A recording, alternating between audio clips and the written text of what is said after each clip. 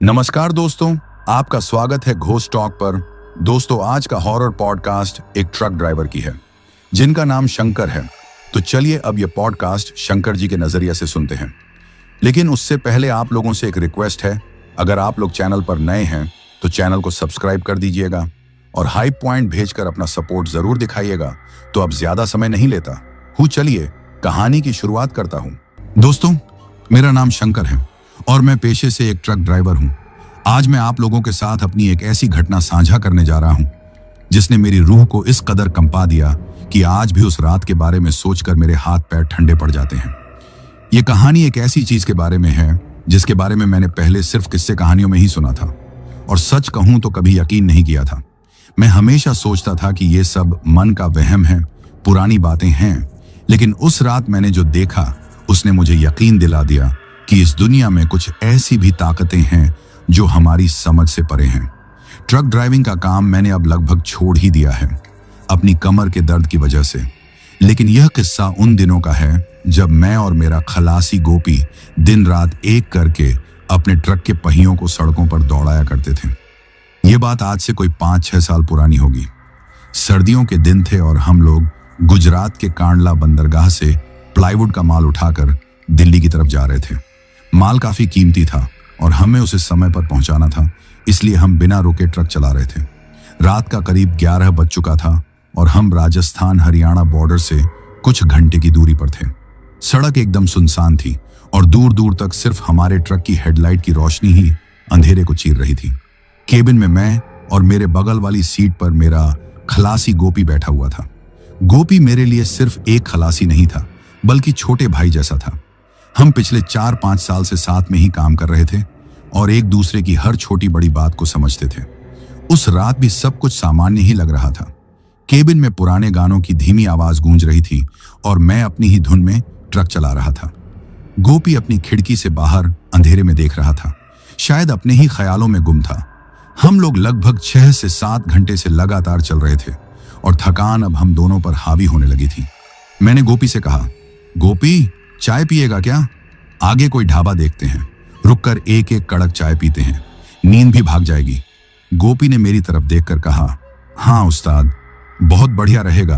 आंखें भारी हो रही हैं। लेकिन किस्मत को शायद कुछ और ही मंजूर था।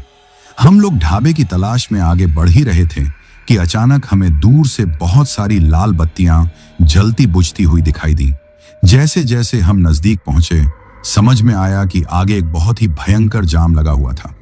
कई किलोमीटर तक ट्रक और गाड़ियों की लंबी कतार लगी हुई थी। आगे शायद कोई बड़ा हादसा हुआ था जिसकी वजह से ट्रैफिक को पूरी तरह से रोक दिया गया था। हमारे पास अपनी जगह पर ट्रक रोकने के अलावा और कोई चारा नहीं था। मैंने ट्रक को साइड में लगाकर इंजन बंद कर दिया। ले भाई, हो गया काम, मैंने माथे पर हाथ मारते हुए कहा। अब पता नहीं यह जाम कब खुलेगा, दिल्ली टाइम पर पहुंचना मुश्किल हो जाएगा। गोपी भी परेशान हो गया। हम दोनों ट्रक से नीचे उतरे। चारों तरफ सिर्फ ट्रकों के इंजन की गड़गड़ाहट और ड्राइवरों का शोरगुल था। कुछ ड्राइवर आपस में बात कर रहे थे तो कुछ अपनी गाड़ियों में ही सो गए थे। हमने पास खड़े एक दूसरे ट्रक ड्राइवर से पूछा, भाई साहब क्या हुआ है आगे? इतना लंबा जाम क्यों लगा है? उसने बताया, पता नहीं भाई, कोई कह रहा है 2 ट्रकों की आमने सामने की टक्कर हुई है, कोई कह रहा है कोई बस पलट गई है, पुलिस लगी हुई है, लेकिन रास्ता खुलने में कम से कम 3 से 4 घंटे लगेंगे। यह सुनकर हमारा माथा और ठनक गया। 3 से 4 घंटे का मतलब था कि हमारा पूरा शेड्यूल बिगड़ जाएगा। खैर, हम कर भी क्या सकते थे। हम वापस आकर अपने ट्रक के पास खड़े हो गए। समय काटने के लिए हम इधर उधर की बातें करने लगे। रात जैसे जैसे गहरा रही थी, ठंड भी बढ़ती जा रही थी। सड़क के दोनों तरफ घने पेड़ और झाड़ियां थीं, जो रात के अंधेरे में और भी ज्यादा डरावनी लग रही थी। करीब 1 घंटा गुजर गया होगा। जाम अपनी जगह पर ही था। लोग अब अपनी गाड़ियों से निकलकर सड़क पर ही टहलने लगे थे। तभी हमारी नजर एक बूढ़ी औरत पर पड़ी। वो बहुत ही अजीब और बुरी हालत में थी। उसके कपड़े फटे पुराने और गंदे थे, बाल बिखरे हुए थे और वो ठंड में बुरी तरह कांप रही थी। वो एक एक गाड़ी के पास जाकर भीख मांग रही थी। उसकी चाल में लड़खड़ाहट थी, जैसे उसके शरीर में जान ही न बची हो। धीरे धीरे वो हमारे ट्रक की तरफ बढ़ने लगी। उसे देखकर मुझे उस पर बहुत दया आई। मैंने अपनी जेब में हाथ डाला कि कुछ पैसे निकालकर उसे दे दूं, लेकिन जैसे ही वो हमारे पास पहुंची, गोपी अचानक गुस्से में आ गया। वो बूढ़ी औरत कांपती हुई आवाज में बोली, बेटा भगवान तुम्हारा भला करे, 2 दिन से कुछ नहीं खाया है, कुछ पैसे दे दो, एक रोटी खा लूंगी। मैं पैसे निकालने ही वाला था कि गोपी बीच में बोल पड़ा, चल चल आगे बढ़, यहां कोई पैसा वैसा नहीं है। सुबह से शाम तक तुम जैसे 10 लोग आ जाते हैं भीख मांगने, काम धंधा क्यों नहीं करते? उसकी बात सुनकर मैं चौंक गया। गोपी ऐसा नहीं था, वो हमेशा गरीबों और जरूरतमंदों की मदद करता था। आज उसे क्या हो गया था मुझे समझ नहीं आया। उस बूढ़ी औरत की आंखों में आंसू आ गए। उसने बहुत ही लाचारी से हमारी तरफ देखा। बेटा बीमार हूं, काम कैसे करूं, भगवान के नाम पर कुछ दे दो। उसने फिर से मिन्नत की। इस बार गोपी लगभग चिल्लाते हुए बोला, अरे कहां ना, नहीं है पैसे, दिमाग खराब मत कर मेरा, निकल यहां से, नहीं तो धक्का मारकर भगाऊंगा। गोपी का यह रूप देखकर मैं हैरान था। उस बूढ़ी औरत की आंखों में जो लाचारी थी वो अब एक अजीब सी खामोशी में बदल गई। उसने एक तक गोपी को घूर कर देखा। उसकी आंखों में न तो अब आंसू थे और न ही कोई मिन्नत, बस एक अजीब सी ठंडक थी जिसे देखकर मेरे शरीर में एक सिहरन सी दौड़ गई। उसने कुछ नहीं कहा, बस पलटी और धीरे धीरे लड़खड़ाते हुए अंधेरे में आगे बढ़ गई। मैंने गोपी की तरफ गुस्से से देखा और कहा, यह क्या बदतमीजी थी गोपी? अरे नहीं देने थे पैसे तो मना कर देता, लेकिन इस तरह एक बूढ़ी औरत की बेइज्जती करने की क्या जरूरत थी?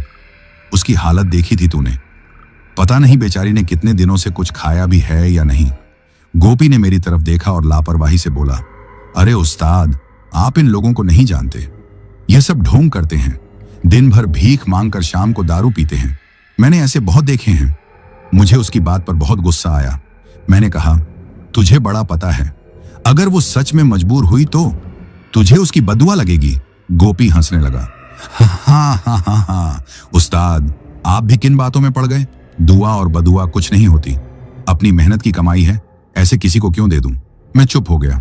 उसे बहस करने का कोई फायदा नहीं था, लेकिन मेरे दिल में एक अजीब सी बेचैनी होने लगी थी। उस बूढ़ी औरत का खामोशी से घूर कर देखना मुझे बार बार याद आ रहा था। मुझे ऐसा महसूस हो रहा था जैसे कुछ गलत होने वाला है। मैंने इस ख्याल को अपने दिमाग से झटकने की कोशिश की, लेकिन वो अजीब सा डर मेरे अंदर बैठ गया था। करीब 2 घंटे और गुजर गए। अब रात के लगभग 2 बज रहे थे। तभी धीरे धीरे गाड़ियां आगे खिसकने लगी। जाम खुलना शुरू हो गया था। हमने भी जल्दी से ट्रक स्टार्ट किया और धीरे धीरे आगे बढ़ने लगे। करीब 15 से 20 मिनट बाद हम उस जगह पहुंचे जहां हादसा हुआ था। एक ट्रक और एक बस की बुरी तरह टक्कर हुई थी। मंजर बहुत ही भयानक था। पुलिस और एम्बुलेंस वहां मौजूद थी। उस दृश्य को देखकर हमारा दिल दहल गया। हमने भगवान का शुक्र अदा किया कि हम सुरक्षित हैं। वहां से निकलने के बाद हमने ट्रक की रफ्तार पकड़ ली। अब सड़क फिर से खाली और सुनसान थी। दिल्ली अभी भी काफी दूर थी और हमें जल्द से जल्द यह दूरी तय करनी थी। मैं ट्रक चलाने में व्यस्त हो गया और धीरे धीरे उस बूढ़ी औरत वाली बात को भूलने की कोशिश करने लगा। लेकिन मैं इस बात से अनजान था कि वो घटना एक भयानक रात की सिर्फ एक शुरुआत थी और उस बूढ़ी औरत की खामोश निगाहें हमारी किस्मत में एक ऐसा अंधेरा लिखने वाली थीं जिससे हम कभी उबर नहीं पाएंगे। जाम तो खुल चुका था, लेकिन हमारी जिंदगी पर मुसीबतों का एक ऐसा जाम लगने वाला था जिसे दुनिया की कोई पुलिस नहीं खोल सकती थी। दोस्तों, जैसा कि मैंने आपको बताया कि कैसे एक लंबे ट्रैफिक जाम में फंसने के बाद हम लोग आखिरकार वहां से निकले थे। उस जाम में हुई एक घटना ने मेरे मन में अजीब सी बेचैनी भर दी थी। जिस तरह से मेरे खलासी गोपी ने एक बूढ़ी लाचार भिखारिन को बेइज्जत करके भगाया था, वो मुझे बिल्कुल भी ठीक नहीं लगा था। उस औरत की खामोश पथरीली आंखें बार बार मेरी आंखों के सामने आ रही थीं। खैर, जाम खुलने के बाद हमने रफ्तार पकड़ी और मैं अपने काम में ध्यान लगाकर उस बात को भुलाने की कोशिश करने लगा। हादसे वाली जगह से हम लोग करीब 30 से 40 किलोमीटर आगे निकल आए थे। अब सड़क के दोनों तरफ घना जंगल शुरू हो गया था। रात अपने पूरे शबाब पर थी और दूर दूर तक किसी और गाड़ी की रोशनी तक नजर नहीं आ रही थी। ऐसा लग रहा था जैसे इस सुनसान हाईवे पर सिर्फ हमारा ही ट्रक दौड़ रहा हो। केबिन के अंदर हल्की सी ठंडक थी और बाहर की खामोशी को चीरती हुई हमारे ट्रक के इंजन की आवाज एक अजीब सा संगीत पैदा कर रही थी। मैं स्टीयरिंग व्हील पर अपनी पकड़ मजबूत किए हुए था। आंखें पूरी तरह से सड़क पर थीं। गोपी तब से चुपचाप बैठा था। जाम वाली जगह पर हुई बहस के बाद हम दोनों के बीच एक अजीब सी खामोशी छा गई थी। मैंने सोचा कि शायद उसे अपनी गलती का एहसास हो रहा होगा, इसलिए वो चुप है। मैंने भी माहौल को हल्का करने की सोची और उससे कहा, गोपी रेडियो चला ले यार, कुछ गाने ही सुन लेते हैं, बड़ी खामोशी हो रही है। गोपी ने बिना कुछ कहे रेडियो चालू कर दिया। कोई पुराना दर्द भरा गाना बजने लगा जिसने उस खामोशी को और भी ज्यादा भयानक बना दिया। मैंने उसे घूर कर देखा और कहा, अरे यार ये क्या लगा दिया, कोई अच्छा सा गाना लगा। उसने बिना कोई भाव दिए चैनल बदल दिया। कुछ देर और चलने के बाद गोपी अपनी सीट पर बेचैनी से हिला। उसने मुझसे कहा, उस्ताद ट्रक साइड में रोकना जरा, जोर से टॉयलेट लगी है। उसकी आवाज में एक अजीब सी घबराहट थी। मैंने कहा, ठीक है रोकता हूं। मैंने ट्रक को हाईवे के किनारे एक कच्ची जगह पर रोक दिया। चारों तरफ घना अंधेरा था। सड़क के किनारे लगे पेड़ों की परछाइयां ऐसी लग रही थीं जैसे कोई खड़ा होकर हमें घूर रहा हो। गोपी दरवाजा खोलकर नीचे उतरा और झाड़ियों की तरफ चला गया। उसने मुझसे कहा, उस्ताद बस 2 मिनट में आया। मैंने ट्रक का इंजन चालू ही रखा और हेडलाइट भी ऑन रखी ताकि उसे अंधेरे में डर न लगे। मैं अपनी सीट पर बैठा उसका इंतजार करने लगा। 1 मिनट गुजरा, फिर 2 मिनट, फिर 5 मिनट, लेकिन गोपी वापस नहीं आया। अब मुझे थोड़ी चिंता होने लगी। इतनी देर तो नहीं लगनी चाहिए थी। मैंने केबिन से ही आवाज लगाई, ओए गोपी, हो गया क्या, जल्दी आ। कोई जवाब नहीं आया। सिर्फ झींगुरों की आवाज उस खामोशी को और गहरा कर रही थी। मैंने फिर से जोर से चिल्लाया, गोपी अरे सुन रहा है या नहीं। इस बार भी कोई जवाब नहीं। अब मेरा दिल जोर जोर से धड़कने लगा। तरह तरह के बुरे ख्याल मेरे दिमाग में आने लगे। कहीं किसी जंगली जानवर ने तो हमला नहीं कर दिया, या फिर कोई और। मैं और ज्यादा इंतजार नहीं कर सकता था। मैंने दरवाजा खोला और नीचे उतरने ही वाला था कि तभी झाड़ियों में कुछ हलचल हुई। मुझे लगा गोपी आ गया। मैंने राहत की सांस ली, लेकिन झाड़ियों से गोपी नहीं बल्कि कोई और निकला। वो वही बूढ़ी औरत थी जो हमें जाम में मिली थी, लेकिन इस बार वो भीख नहीं मांग रही थी। वो धीरे धीरे सड़क पर आई और मेरे ट्रक की तरफ बढ़ने लगी। उसे इस सुनसान जगह पर आधी रात को देखकर मेरे होश उड़ गए। वो जाम वाली जगह से यहां तक कैसे पहुंच सकती थी? वो जगह तो यहां से 40 से 50 किलोमीटर पीछे थी। वो धीरे धीरे चलकर मेरे ट्रक के पास आई। इस बार उसके हाथ में एक बड़ा सा काला कपड़े का बैग भी था जो काफी भारी लग रहा था। उसने उसे जमीन पर रखा और मेरे ट्रक के ड्राइवर साइड वाले दरवाजे के पास आकर खड़ी हो गई। मैं डर के मारे अपनी सीट पर ही जम गया था। मेरी कुछ बोलने की हिम्मत नहीं हो रही थी। उसने बहुत ही धीमी और कांपती हुई आवाज में कहा, बेटा क्या मुझे आगे तक छोड़ दोगे? मेरा गांव यहीं पास में है, पैदल नहीं चला जा रहा। उसकी आवाज में वही लाचारी थी, लेकिन इस बार मुझे उस पर दया नहीं बल्कि एक अनजाना सा डर महसूस हो रहा था। मेरा दिमाग कह रहा था कि यह कोई मामूली औरत नहीं है, यहां कुछ तो गड़बड़ है। मैंने हिम्मत करके कहा, अम्मा तुम यहां क्या कर रही हो और तुम यहां तक पहुंची कैसे? वो बोली, बेटा एक ट्रक वाले ने बिठा लिया था, लेकिन उसने यहीं उतार दिया। मेरा गांव बस आगे मोड़ के पास ही है। भगवान तुम्हारा भला करेगा बेटा, मुझे बस गांव के मोड़ तक छोड़ दो। उसने अपनी हथेलियां जोड़ रखी थीं। उसकी आंखों में आंसू थे। एक पल के लिए मेरा दिल पसीज गया। मुझे लगा कि शायद मैं ज्यादा सोच रहा हूं। हो सकता है बेचारी सच में मजबूर हो। अगर मैंने इसे यहां इस सुनसान जंगल में अकेले छोड़ दिया और इसके साथ कुछ हो गया तो मैं खुद को कभी माफ नहीं कर पाऊंगा। लेकिन तभी मुझे गोपी का ख्याल आया। वो अभी तक वापस नहीं आया था। मैंने उस औरत से कहा, अम्मा मेरा खलासी, मेरा साथी यहीं कहीं गया है, वो आ जाए फिर चलते हैं। ये सुनकर उसके चेहरे पर एक अजीब सा भाव आया जो सिर्फ एक पल के लिए ही था, लेकिन उसे देखकर मेरे रोंगटे खड़े हो गए। उसने तुरंत खुद को संभालते हुए कहा, ठीक है बेटा, मैं यहीं इंतजार कर लेती हूँ। और वो अपने बैग के पास जमीन पर ही बैठ गई। मैं बार बार झाड़ियों की तरफ देख रहा था। गोपी का नाम पुकार रहा था, लेकिन कोई जवाब नहीं था। अब लगभग 10 मिनट हो चुके थे। मेरा डर अब अपनी हदें पार कर रहा था। तभी अचानक झाड़ियों से गोपी निकलता हुआ दिखाई दिया। उसे देखकर मेरी जान में जान आई। मैं गुस्से से उस पर चिल्लाया, कहां मर गया था तू? इतनी देर लगा दी, आवाज भी नहीं दे रहा था। गोपी धीरे धीरे ट्रक की तरफ आया। उसका चेहरा उतरा हुआ था। उसने मेरी तरफ देखा और बोला, कुछ नहीं उस्ताद, पेट खराब हो गया था इसीलिए देर लग गई। उसकी आवाज थोड़ी बदली हुई और दबी हुई लग रही थी। मुझे लगा शायद तबीयत ठीक नहीं होगी। जब वो ट्रक के पास पहुंचा तो उसकी नजर उस बूढ़ी औरत पर पड़ी। उसने एक पल के लिए उसे देखा, लेकिन कुछ कहा नहीं, जैसा कि उसने जाम में किया था। वो चुपचाप अपनी साइड का दरवाजा खोलकर अंदर बैठ गया। ये देखकर मुझे और भी हैरानी हुई। जो आदमी कुछ देर पहले एक भिखारिन को धक्का मारकर भगाने की बात कर रहा था, वो अब उसे अपने सामने देखकर भी चुप था। उस बूढ़ी औरत ने फिर से मुझसे मिन्नत की, बेटा अब तो तुम्हारा साथी भी आ गया, अब चलें। मैंने गोपी की तरफ देखा। वो चुपचाप खिड़की से बाहर देख रहा था, जैसे उसे कुछ सुनाई ही न दिया हो। मैंने सोचा शायद इसे अपनी गलती का एहसास हो गया है और अब यह शर्म के मारे कुछ नहीं बोल रहा। मेरे अंदर का इंसान मुझे उस औरत को वहां छोड़ने की इजाजत नहीं दे रहा था। मैंने सोचा चलो गांव तक ही तो छोड़ना है, क्या हो जाएगा। यह सोचकर मैंने उस औरत से कहा, ठीक है अम्मा बैठ जाओ, लेकिन पीछे नहीं, यहीं केबिन में बैठ जाओ। मैंने सोचा उसे अपनी नजरों के सामने रखना ही ठीक रहेगा।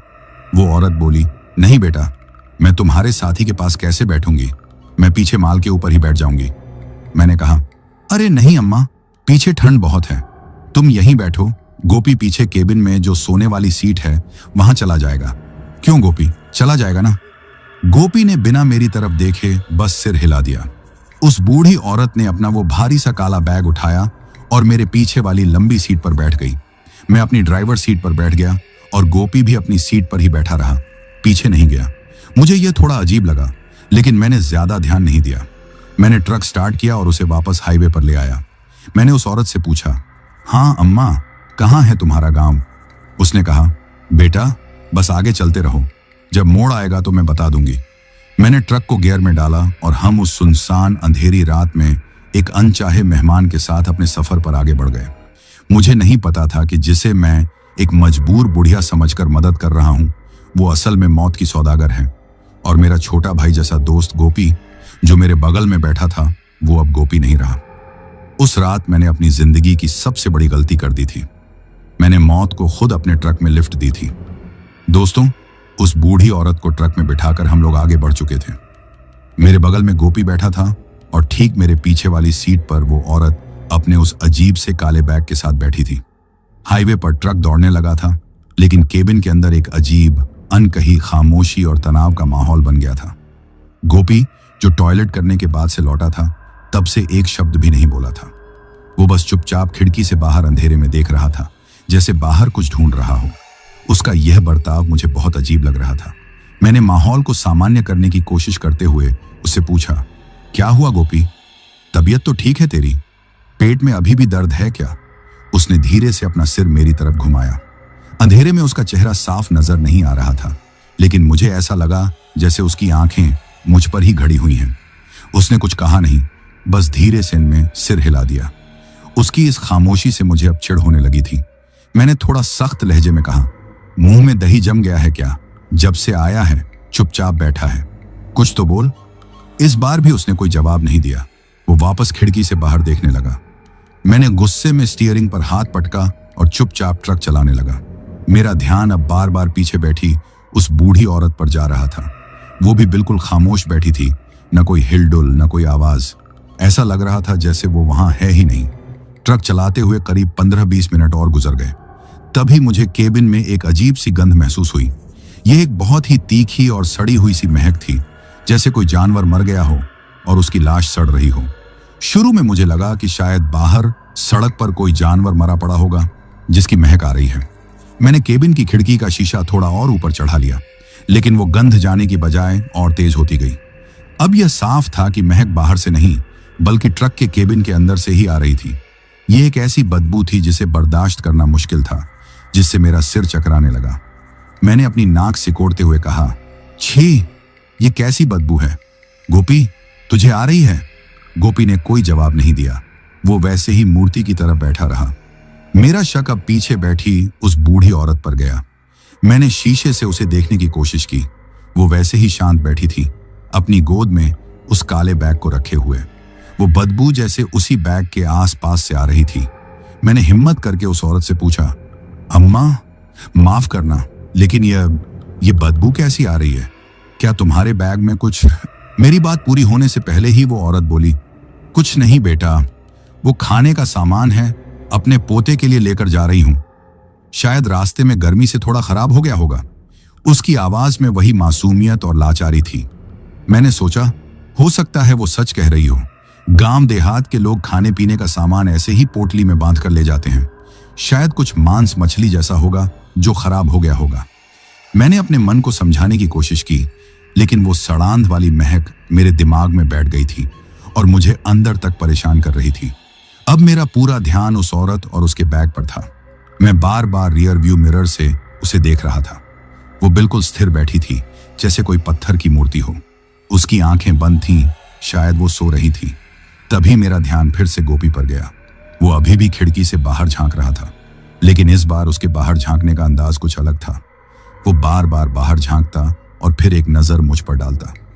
उसकी यह हरकत मुझे बहुत ही ज्यादा अजीब और डरावनी लगी। मुझे ऐसा महसूस हुआ जैसे वो मेरा ध्यान भटकाने की कोशिश कर रहा है या फिर बाहर किसी को कोई इशारा कर रहा है। अब मेरे सब्र का बांध टूट रहा था। मैंने ट्रक की रफ्तार थोड़ी धीमी की और गोपी का कंधा पकड़कर उसे अपनी तरफ खींचा। क्या नाटक लगा रखा है तूने, गोपी? मैं गुस्से में बोला। जब से आया है पागलों जैसी हरकतें कर रहा है। बाहर क्या देख रहा है बार बार, और ये चुप क्यों है?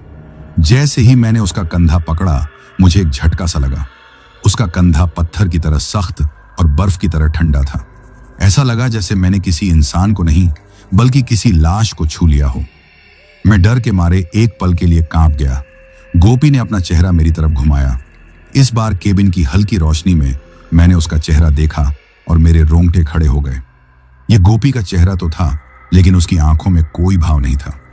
वो आंखें बिल्कुल खाली और बेजान थीं, जैसे कांच की गोलियां हों। उसके चेहरे पर एक अजीब सी हल्की सी मुस्कान थी, जो किसी भी तरह से दोस्ताना नहीं थी। वो एक बहुत ही डरावनी मुस्कान थी। मैं उसे घूरता रह गया। मेरा दिमाग सुन्न हो गया था। ये मेरा दोस्त, मेरा भाई गोपी नहीं हो सकता था। उसके साथ कुछ तो हुआ है। या तो वो बहुत बीमार है या फिर ये गोपी है ही नहीं। ये ख्याल मेरे दिमाग में आते ही मेरे पूरे शरीर में डर की एक लहर दौड़ गई। मैं कुछ बोल पाता उससे पहले ही पीछे से उस बूढ़ी औरत की आवाज आई। क्या हुआ बेटा? क्यों परेशान कर रहे हो अपने साथी को? सोने दो उसे, थका हुआ होगा। उसकी आवाज सुनकर मैं बुरी तरह चौंक गया। मैंने आईने में देखा। वो औरत अब आंखें खोलकर मुझे ही घूर रही थी।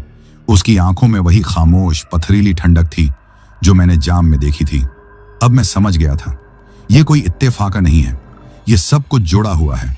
उस औरत का जाम में मिलना, गोपी का अजीब व्यवहार, उसका अचानक गायब होना और फिर इस औरत का उसी जगह पर मिलना, यह सड़ी हुई महक और अब गोपी का यह बदला हुआ रूप। मैं किसी बहुत बड़ी मुसीबत में फंस चुका था। यह औरत और यह जो भी मेरे बगल में बैठा है, यह इंसान नहीं है। मेरे हाथ पैर कांपने लगे। स्टीयरिंग व्हील पर मेरी पकड़ ढीली पड़ गई। मुझे लगा कि मेरा दिल अभी फट जाएगा। मैं क्या करूं? ट्रक रोक दूं? चिल्लाऊं? भाग जाऊं? लेकिन भाग कर जाऊंगा कहां? इस सुनसान जंगल में मेरी मदद कौन करेगा?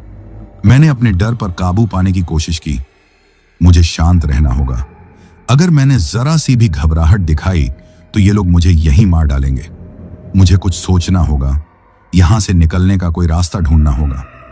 मैंने गहरी सांस ली और वापस सड़क पर ध्यान लगाने की कोशिश की। मैंने ऐसे दिखाने की कोशिश की जैसे कुछ हुआ ही नहीं है। मैंने गोपी के कंधे से अपना हाथ हटा लिया और ट्रक की रफ्तार फिर से बढ़ा दी। मैं चुपचाप ट्रक चलाता रहा, लेकिन मेरा दिमाग 1000 की रफ्तार से चल रहा था। मैं भगवान से प्रार्थना कर रहा था, हे भोलेनाथ, हे मेरे शंकर भगवान, मुझे इस मुसीबत से निकालो। आज मेरी जान बचा लो। मैं सोच रहा था कि आखिर गोपी को हुआ क्या। वो झाड़ियों में गया और जब लौटा तो पूरी तरह बदल चुका था। क्या इस औरत ने उस पर कुछ कर दिया? क्या उसने असली गोपी को? नहीं, मैं ऐसा सोच भी नहीं सकता। तभी मैंने उस औरत से पूछा, अम्मा, आपने कहा था आपका गांव पास में ही है, अभी तक आया नहीं? हम लोग तो काफी आगे आ गए हैं। मेरी आवाज में डर साफ झलक रहा था, जिसे मैं छुपा नहीं पा रहा था। उस औरत ने एक अजीब सी हंसी के साथ जवाब दिया, आ जाएगा बेटा, बस आ ही जाएगा। तुम बस चलते रहो, सही वक्त पर गांव आ जाएगा। उसकी हंसी सुनकर मेरे कान सुन्न हो गए। यह किसी इंसान की हंसी नहीं थी, यह बहुत ही भयानक और डरावनी थी। अब यह साफ हो चुका था कि मैं किन्हीं शैतानी ताकतों के चंगुल में फंस चुका हूं और मेरा अगला पड़ाव कोई गांव नहीं, बल्कि शायद मौत का कुआं होने वाला था। मेरे केबिन में दहशत का माहौल अपनी हदें पार कर चुका था और मैं अपनी जिंदगी की सबसे खतरनाक यात्रा पर निकल चुका था, जिसका अंत शायद मेरी मौत के साथ ही होना था। दोस्तों, अब तक मैं यह समझ चुका था कि मैं और मेरा ट्रक किसी शैतानी शक्ति के कब्जे में है। मेरे बगल में बैठा मेरा दोस्त गोपी अब वो गोपी नहीं था जिसे मैं जानता था, और मेरे पीछे बैठी वो बूढ़ी औरत किसी भी तरह से एक लाचार इंसान नहीं लग रही थी। केबिन में फैली लाश की सड़ांध और उन दोनों की भयानक खामोशी मेरे दिल में डर का एक ऐसा बवंडर पैदा कर रही थी जिसे मैं बयान नहीं कर सकता। मेरी एकमात्र उम्मीद अब भगवान शंकर थे, जिनका नाम मैं मन ही मन जप रहा था। मैंने उस औरत के कहने पर ट्रक चलाना जारी रखा। बस गांव आ ही जाएगा। उसकी यह बात मेरे कानों में किसी मजाक की तरह गूंज रही थी। मैं जानता था कि कोई गांव नहीं आने वाला। यह सब मुझे कहीं और ले जाने की एक साजिश थी। मैं बार बार रियर व्यू मिरर में उसे देख रहा था। वो अब भी अपनी गोद में वो काला बैग रखे हुए थी। उस बैग को देखकर ही मेरे अंदर एक अजीब सी घबराहट हो रही थी। वो सड़ी हुई महक उसी बैग से आ रही थी। यह बात अब पक्की हो चुकी थी। मैं अपने दिमाग में भागने का प्लान बना रहा था। क्या मैं चलते ट्रक से कूद जाऊं? लेकिन रफ्तार बहुत तेज थी। ऐसा करने पर मेरी हड्डियां भी नहीं मिलेंगी। क्या मैं ट्रक को किसी पेड़ से टकरा दूं? नहीं, उसमें भी मरने का पूरा खतरा था, और ये शैतानी ताकतें शायद फिर भी बच जाएं। मुझे कोई ऐसा तरीका चाहिए था जिससे मैं भी बचूं और इनके चंगुल से आजाद भी हो जाऊं। मैं इन्हीं ख्यालों में खोया हुआ था कि तभी मुझे एक धीमी, लगातार कुछ टपकने की आवाज सुनाई दी, जैसे पानी की कोई बूंद कहीं से टपक रही हो। मैंने सोचा शायद इंजन में कोई गड़बड़ी है या बाहर बारिश शुरू हो गई है। मैंने बाहर देखा, आसमान बिल्कुल साफ था। मैंने ध्यान से सुनने की कोशिश की। आवाज केबिन के अंदर से ही आ रही थी। वो आवाज पीछे वाली सीट की तरफ से आ रही थी। मेरा दिल धड़क उठा। मैंने धीरे से रियर व्यू मिरर को एडजस्ट किया ताकि मैं पीछे की सीट को ठीक से देख सकूं। जो मैंने देखा उसे देखकर मेरी आंखों के सामने अंधेरा छा गया। वो बूढ़ी औरत अपनी गोद में जो काला बैग रखी हुई थी, उसके कोने से खून टपक रहा था। जी हां, खून। गहरे लाल रंग का गाढ़ा खून जो बूंद बूंद करके ट्रक के फर्श पर गिर रहा था। वो टपकने की आवाज उसी खून के गिरने की थी। फर्श पर अब तक एक छोटा सा लाल धब्बा बन चुका था। ये मंजर देखते ही मेरे हाथ पैर सुन्न पड़ गए। मेरे मुंह से एक चीख निकलते निकलते रह गई। तो ये थी वो खाने के सामान की सड़ांध। ये खून था, किसी का ताजा खून। मेरा दिमाग काम करना बंद कर दिया। ये किसका खून हो सकता है? और तभी मेरे दिमाग में एक भयानक ख्याल कौन था जिसने मेरी आत्मा को अंदर तक झकझोर कर रख दिया। गोपी, मेरा दोस्त गोपी, जो टॉयलेट करने गया था और वापस नहीं लौटा। नहीं नहीं, ऐसा नहीं हो सकता। भगवान, ऐसा मत करना। मैं कांपते हुए हाथों से ट्रक चला रहा था। मेरी नजरें बार बार उस टपकते हुए खून और मेरे बगल में बैठे उस नकली गोपी पर जा रही थी। तभी उस बूढ़ी औरत को शायद अंदाजा हो गया कि मैंने खून देख लिया है। उसने एक बहुत ही डरावनी आवाज में कहा, क्या हुआ बेटा, इतना घबरा क्यों रहा है? लगता है मटन का खून रिस रहा है। पोटली ठीक से नहीं बांधी थी। उसने मटन शब्द को इस तरह चबाकर बोला कि मेरे शरीर का सारा खून जम गया। यह किसी जानवर का खून नहीं था, यह मैं जानता था। अब मुझे उस बैग के अंदर देखने की हिम्मत नहीं हो रही थी, लेकिन मेरी बदकिस्मती कि मुझे वो भी देखना पड़ा। उस बैग का मुंह जहां से खून टपक रहा था वो थोड़ा सा खुला हुआ था, और उस हल्की सी दरार से जो चीज मुझे नजर आ रही थी वो किसी इंसान की कटी हुई उंगलियां थीं।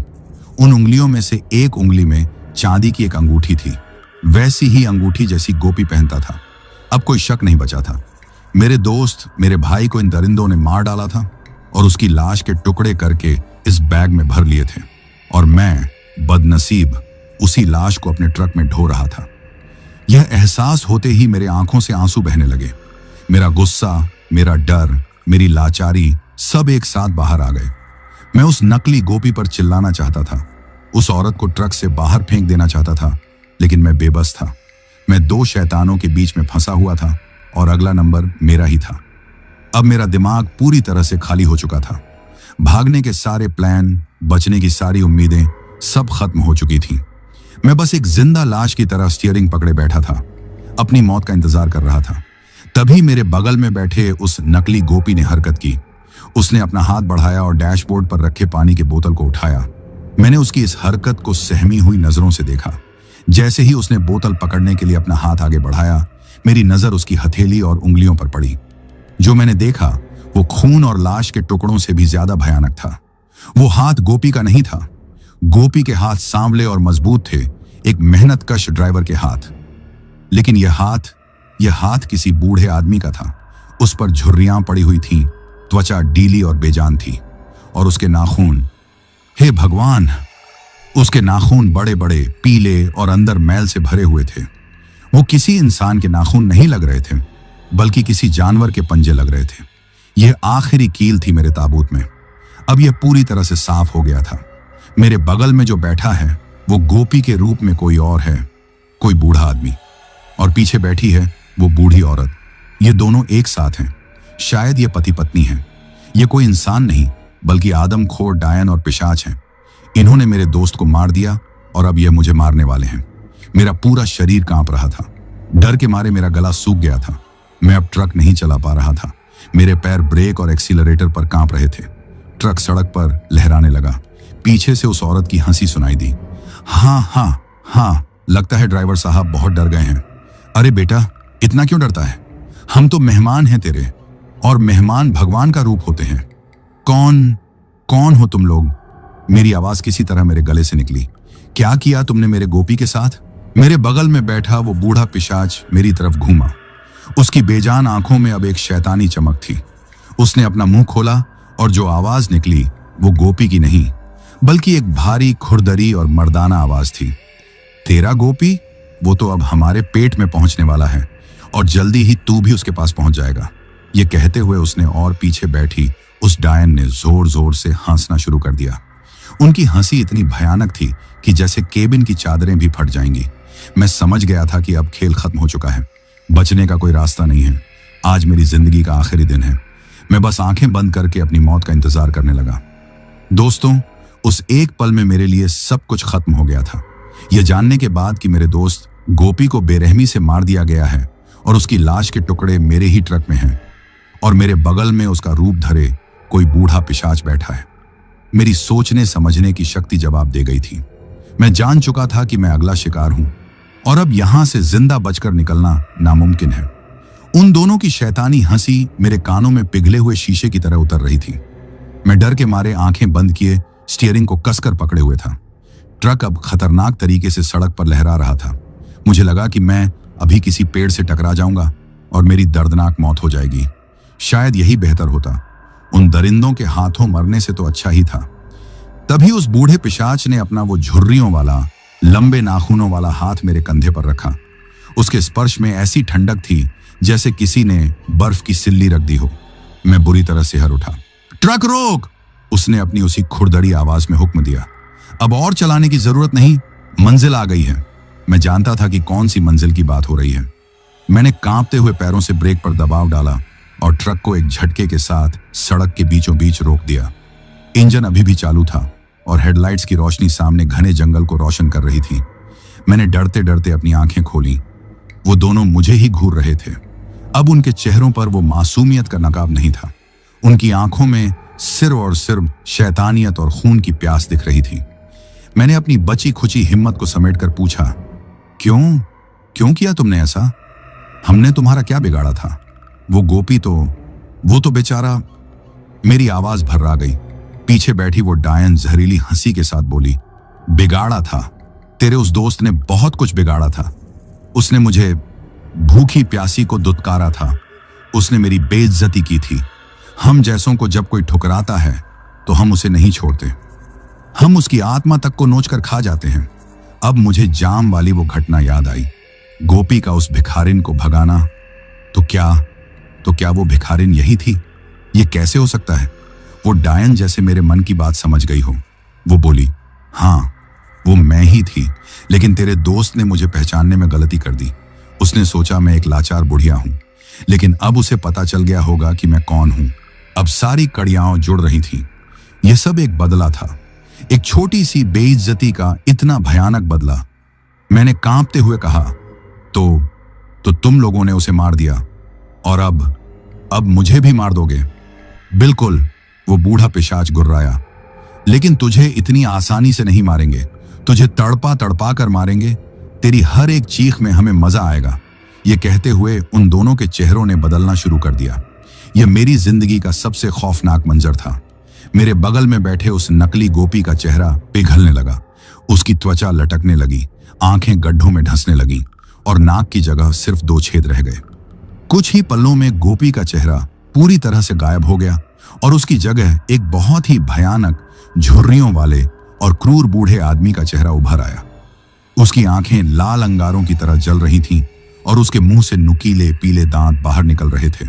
और पीछे बैठी वो औरत, हे मेरे भगवान, उसका रूप तो और भी ज्यादा भयानक था।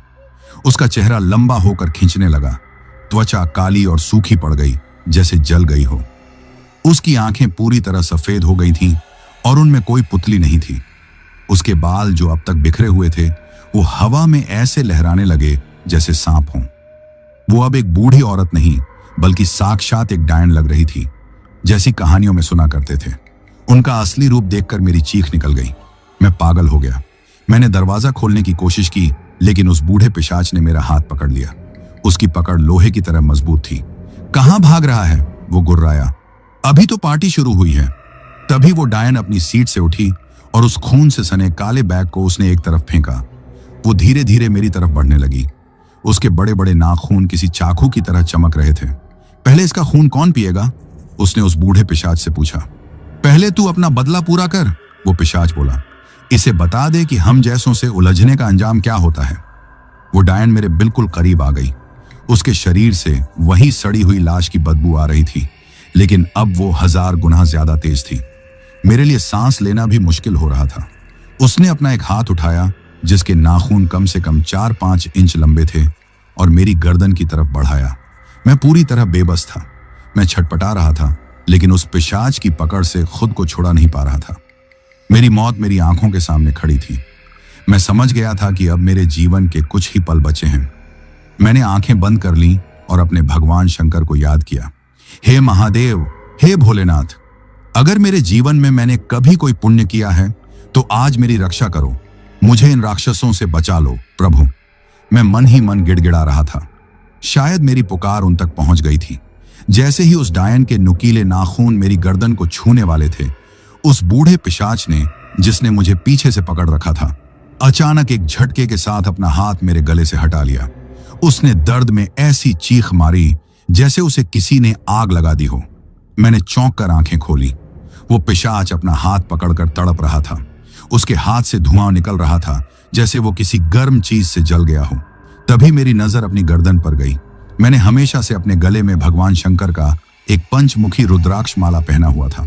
ये मुझे मेरी माँ ने दिया था और कहा था कि यह हर बुरी नजर और हर बुरी ताकत से मेरी रक्षा करेगा। आज तक मैं इसे बस एक आस्था की चीज मानता था, लेकिन आज मुझे इसकी शक्ति का एहसास हुआ। जैसे ही उस पिशाच का हाथ मेरे रुद्राक्ष से छुआ, वो जल उठा। वो डायन भी यह देखकर एक पल के लिए पीछे हट गई। मुझे एक मौका मिल गया था। उस पिशाच की पकड़ अब ढीली पड़ चुकी थी। मेरे अंदर अचानक कहां से इतनी हिम्मत और ताकत आ गई, मैं नहीं जानता। शायद वो मेरे महादेव की ही शक्ति थी। मैंने पूरी ताकत से उस डायन के पेट में अपनी लात मारी। वो संतुलन खोकर पीछे की तरफ गिरी और उसी पल मैंने अपनी पूरी जान लगाकर उस पिशाच को एक जोरदार धक्का दिया और ट्रक का दरवाजा खोलकर बाहर कूद गया। मैं जमीन पर गिरा। मेरे घुटनों और कोहनियों में चोट आई, लेकिन मुझे दर्द का कोई एहसास नहीं था। मैं उठा और बिना पीछे देखे अपनी जिंदगी के लिए दौड़ने लगा। मैं उस हाईवे पर अंधेरे में भाग रहा था और पीछे से उन दोनों की दर्दनाक और गुस्से से भरी चीखें आ रही थीं। मैंने भागते हुए ट्रक का दरवाजा बाहर से बंद करने की कोशिश की, लेकिन हड़बड़ी में वो ठीक से बंद हुआ या नहीं, मुझे नहीं पता। मैं बस भाग रहा था। बचाओ, कोई है, मदद करो। मैं जोर जोर से चिल्ला रहा था।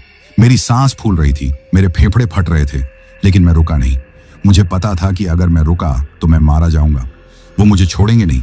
मैं भागता रहा और मन में सिर्फ एक ही नाम जप रहा था, हर हर महादेव, हर हर महादेव। दोस्तों, मैं उस सुनसान हाईवे पर अपनी जिंदगी के लिए ऐसे दौड़ रहा था जैसे मेरे पीछे साक्षात मौत दौड़ रही हो, और शायद दौड़ भी रही थी। उस डायन और पिशाच की गुस्से और दर्द से भरी चीखें अभी भी मेरे कानों में गूंज रही थीं।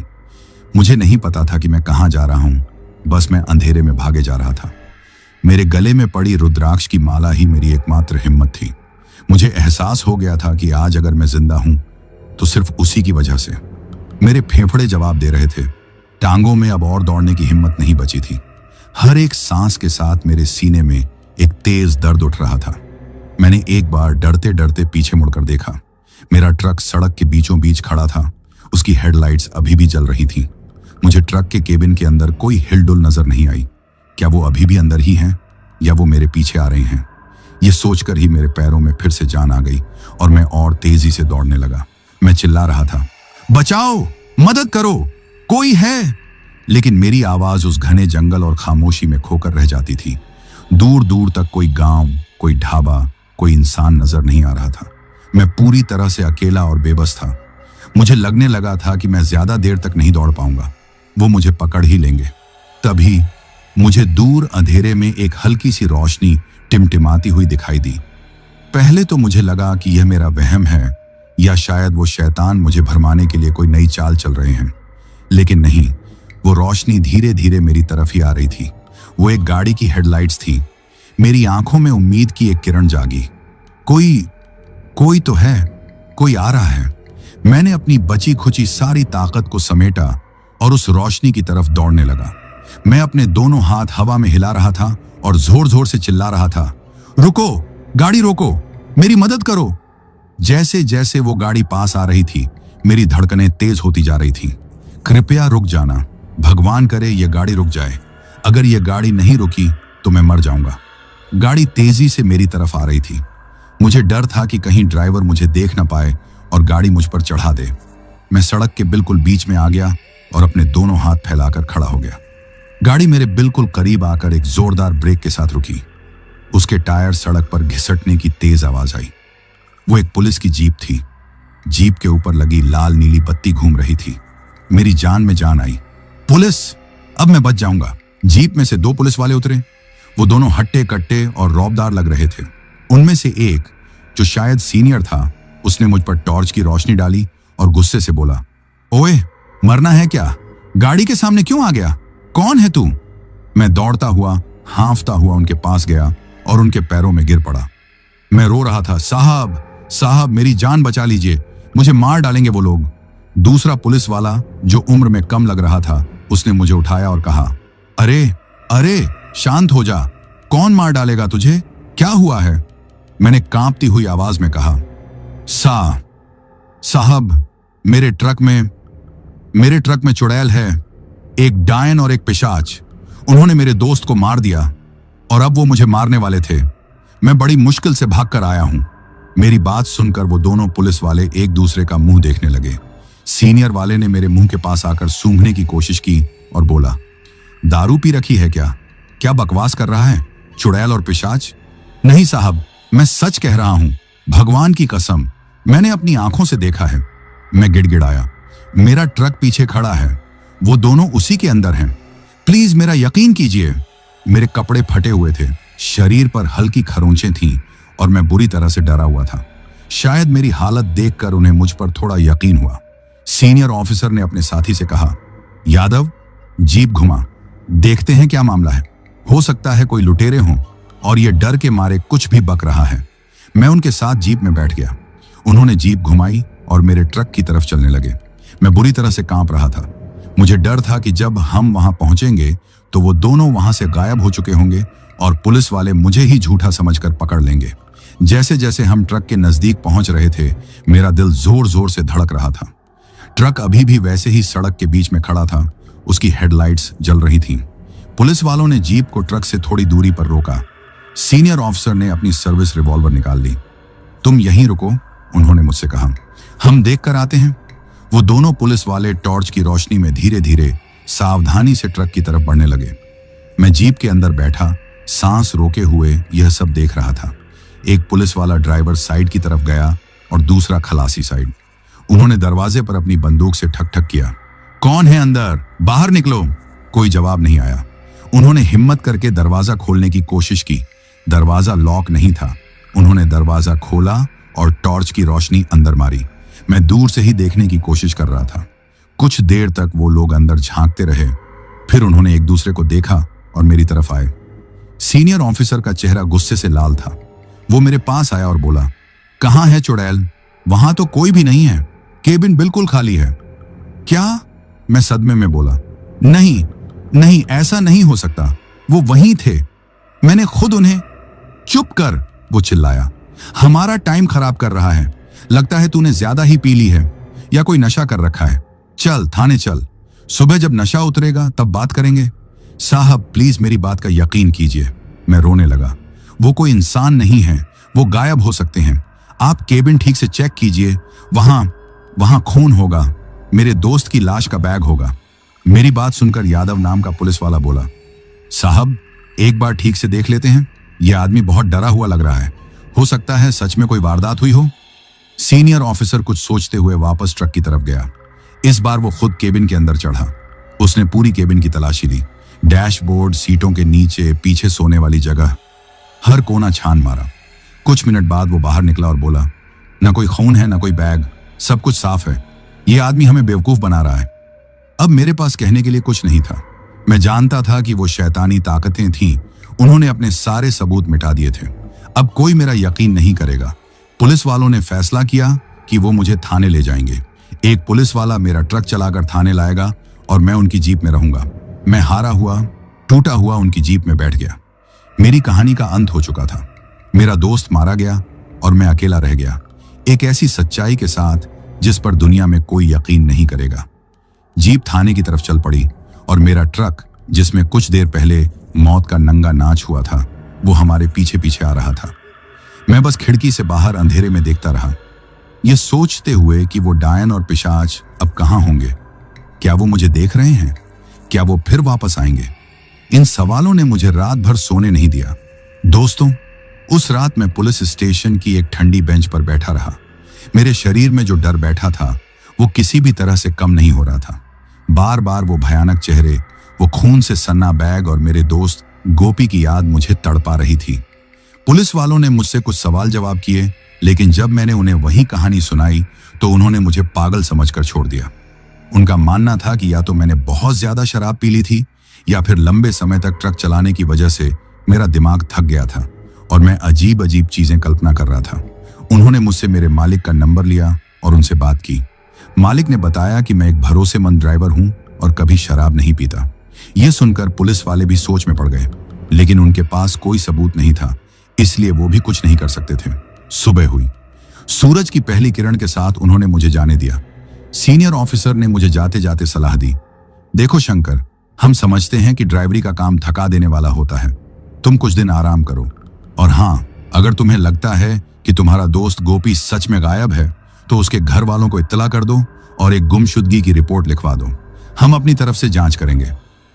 उनकी बात में हमदर्दी थी, लेकिन मैं जानता था कि कोई भी जांच गोपी को वापस नहीं ला सकती। उसका क्या हुआ यह सिर्फ मैं जानता था, और शायद वो दो शैतान। मैं भारी कदमों से पुलिस स्टेशन से बाहर निकला। मेरा ट्रक बाहर ही खड़ा था। उसे देखकर ही मेरे अंदर एक सिहरन दौड़ गई। मैं उस ट्रक में दोबारा बैठना नहीं चाहता था, लेकिन मेरे पास कोई और चारा नहीं था। मुझे दिल्ली माल पहुंचाना था। मैंने हिम्मत करके ट्रक का दरवाजा खोला और केबिन में बैठ गया। अंदर सब कुछ सामान्य था, कोई खून नहीं, कोई बदबू नहीं। ऐसा लग रहा था जैसे कल रात कुछ हुआ ही नहीं था। क्या वो सब सच में मेरा वहम था? क्या मैं पागल हो गया था? नहीं, मेरे गले में मौजूद रुद्राक्ष की माला और मेरे शरीर पर लगी खरोंचें इस बात की गवाह थीं कि जो भी हुआ वो हकीकत था। मैंने भगवान का नाम लेकर ट्रक स्टार्ट किया और दिल्ली की तरफ चल पड़ा। पूरा रास्ता मैं खामोशी से ट्रक चलाता रहा। बगल वाली सीट खाली थी और यह खालीपन मुझे खाए जा रहा था। हर थोड़ी देर में मुझे ऐसा लगता जैसे गोपी मुझे आवाज दे रहा है या फिर मुझे उस डायन की हंसी सुनाई देती। जैसे तैसे मैं दिल्ली पहुंचा, माल उतारा और सीधा अपने मालिक के पास गया। मैंने उन्हें इस्तीफा दे दिया। मैंने उनसे कहा कि मैं अब और ट्रक नहीं चला सकता। उन्होंने वजह पूछी, लेकिन मैं उन्हें क्या बताता। मैंने बस कह दिया कि मेरी तबीयत ठीक नहीं रहती। उसके बाद मैं गोपी के गांव गया। उसके बूढ़े माँ बाप को जब मैंने बताया कि गोपी कहीं लापता हो गया है तो वो लोग टूट गए। मैंने उन्हें पूरी सच्चाई बताने की हिम्मत नहीं की। मैं उनसे कैसे कहता कि आपके बेटे को एक डायन ने मारकर खा लिया, वो मुझे ही कातिल समझते। मैंने बस इतना कहा कि वो रात में टॉयलेट करने के लिए उतरा था और उसके बाद वापस नहीं आया। मैंने और पुलिस ने उसे बहुत ढूंढा, लेकिन वो नहीं मिला। मैंने गोपी की गुमशुदगी की रिपोर्ट लिखवाई। पुलिस ने कुछ दिन जांच की, लेकिन जब उन्हें कुछ नहीं मिला तो उन्होंने फाइल बंद कर दी। गोपी हमेशा के लिए एक राज बनकर रह गया। उस घटना ने मुझे पूरी तरह से तोड़ दिया था। मैं महीनों तक घर से बाहर नहीं निकला। मुझे रात में नींद नहीं आती थी। सपने में मुझे वही खौफनाक मंजर दिखाई देते थे। मुझे हमेशा ऐसा लगता था कि वो डायन और पिशाच मुझे देख रहे हैं और एक दिन वो मुझे लेने जरूर आएंगे। समय हर जख्म को भर देता है, ऐसा लोग कहते हैं। शायद कुछ हद तक यह सच भी है। धीरे धीरे मैंने अपनी जिंदगी को पटरी पर लाने की कोशिश की। मैंने ट्रक चलाना पूरी तरह से छोड़ दिया और अपने गांव में ही एक छोटी सी दुकान खोल ली। मैंने शादी कर ली, मेरे बच्चे हुए, लेकिन वो जख्म जो उस रात मेरे दिल और आत्मा पर लगा था वो आज तक नहीं भरा। आज भी इतने सालों बाद जब मैं किसी हाईवे से गुजरता हूं तो मेरे हाथ पैर कांपने लगते हैं। मैं कभी किसी बूढ़े या लाचार इंसान को देखकर भी गाड़ी नहीं रोकता। लोग मुझे पत्थर दिल कहते हैं, लेकिन वो नहीं जानते कि मैंने क्या देखा है। और सबसे अजीब बात, उस दिन पुलिस स्टेशन से निकलने के बाद जब मैं अपने ट्रक की सफाई कर रहा था तो मुझे ड्राइवर सीट के नीचे एक कोने में गोपी की वो चांदी की अंगूठी मिली थी। वही अंगूठी जो मैंने उस रात उस खून से सने बैग में कटी हुई उंगलियों में देखी थी। वो अंगूठी आज भी मेरे पास है। यह एक सबूत है कि जो हुआ वो हकीकत था। यह एक याद है कि कैसे एक छोटी सी गलती, एक छोटी सी बद्दुआ किसी की जिंदगी को जहन्नुम बना सकती है। यह कहानी है मेरे दोस्त गोपी की, जिसे इस दुनिया का इंसाफ तो नहीं मिला, लेकिन मुझे उम्मीद है कि भगवान के घर में उसे शांति जरूर मिली होगी। और मैं आज भी उस रात के साए में जी रहा हूं और शायद अपनी आखिरी सांस तक जीता रहूंगा। तो मेरे प्यारे भाइयों, यह कहानी यही खत्म होती है। अगर आपको यह कहानी पसंद आई हो तो वीडियो को लाइक और चैनल को सब्सक्राइब करें ताकि और भी डरावनी कहानियां आप तक पहुंच सकें। कहानी को अंत तक सुनने के लिए दिल से धन्यवाद दोस्तों। आज के लिए बस इतना ही, मिलते हैं जल्द ही कुछ नई कहानियों के साथ। तब तक के लिए अपना ध्यान रखिए।